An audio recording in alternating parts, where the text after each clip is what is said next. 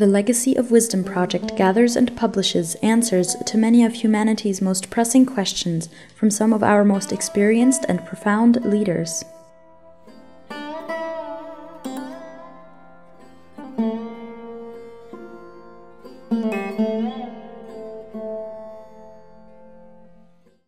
How do I find my personal sense of mission or fulfillment in my life so that when the time is coming, I don't have these regrets in my life. I have a sense, I've done what I'm here to do, basically. I'm free to go, so to speak.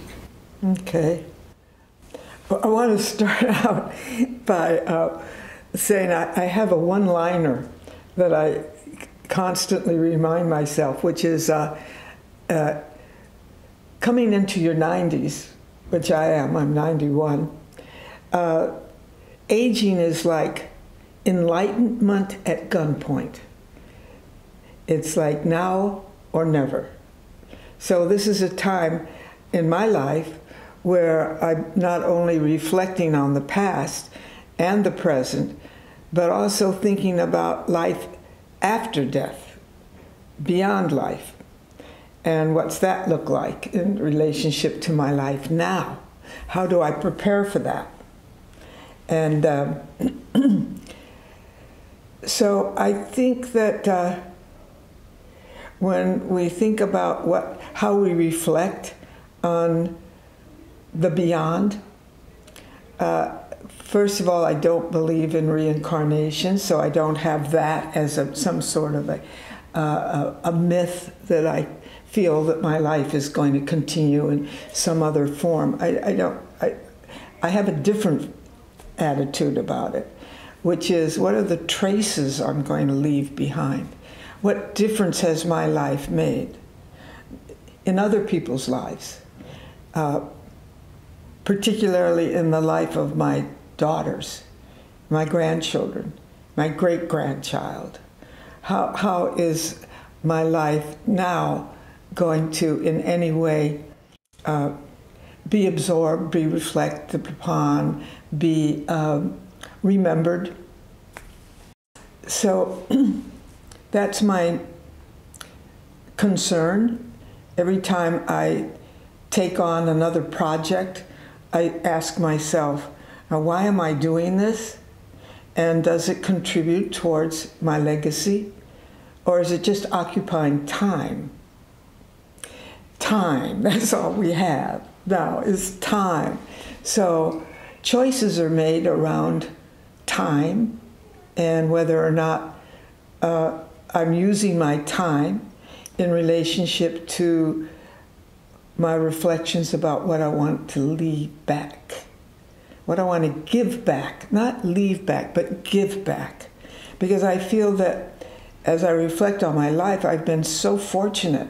I've had so many gifts come my way, my husband being the #1 gift. We were married for 70 years. We grew up together.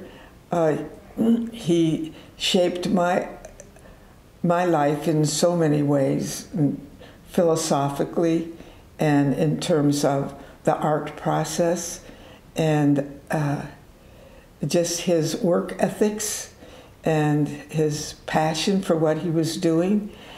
So I feel I've been extremely lucky in my life, and that because of that, I have a burning passion to give back. I'm very curious when you say you don't believe in reincarnation, how you see that. How do you see the soul level of life? Well, what I said earlier, I'll say it again, maybe in a different way. I do believe in life after death. I do believe in the beyond, but I do not believe in it in a Buddhist way. I don't believe that I'm going to come back as a butterfly or as a tree or as some other form of life. I feel that I might, if I'm worthy of it, I might leave traces of what I have learned and have been able as a teacher to pass on to my students, or as an artist and a performer, that I've made a difference in the way we look at art, that particularly my children, that they know how much I love them, and that they value the desire to understand loving connections. Now, I remember when I had cancer, and I came back from the hospital after being there for 4 weeks, and there was, when I came back, there was this terrible feeling that that I wasn't going to make it, and I was in so much pain and so weak and so debilitated that I almost didn't care anymore. Just let me out of this. You know, I give up, I go. And then I had this very strange, I don't even know, mystical experience. And to this day, I don't know whether it, you know, sometimes you have a dream, it's so real, you don't know, well, did this really happen or did I dream it?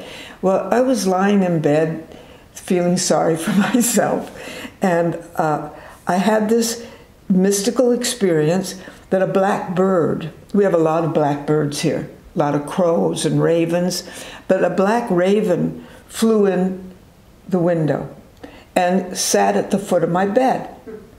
And I said, did you come to take me back to Zion? Did you come to take me home?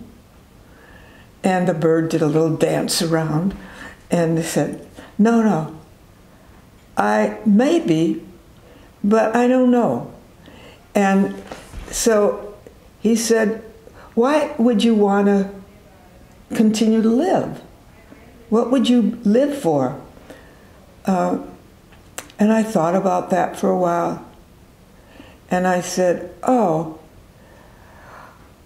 I want to keep dancing, and I want to keep creating dances. He said, but why?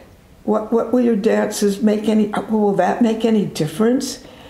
And I said, I know, I need to make a vow that if I live, I will continue to dance, but I will do all my teaching and all my creations for peace.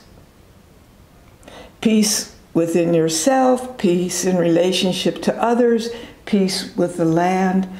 That will be my intention.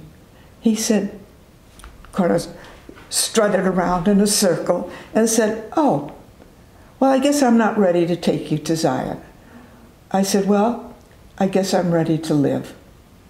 And that, I swear to God, that's exactly what happened. And it was so real that to this day I said, now, every time I see a raven, I said, did you come and visit me one time? And every time I do the planetary dance up on Mount Tamalpais, which is a dance for peace for the community, and there are always birds that fly around up on the peak. And so the image of the bird has become a mystical symbol for me. And I check in from time to time and ask this mystical creature, is it time? And they say, well, I don't know. You ask me, what's your work about? And then I think about it and reflect on it, and I decide whether I'm on course or not. And then that begins to help me make choices, because we come back to time. So I only have so much time. Am I making the right choices that fit into my intention?